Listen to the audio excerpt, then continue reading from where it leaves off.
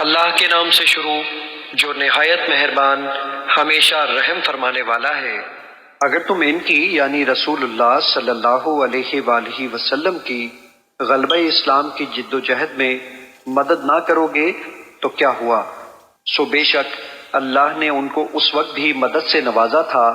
جب کافروں نے انہیں وطن مکہ سے نکال دیا تھا، دراں حالانکہ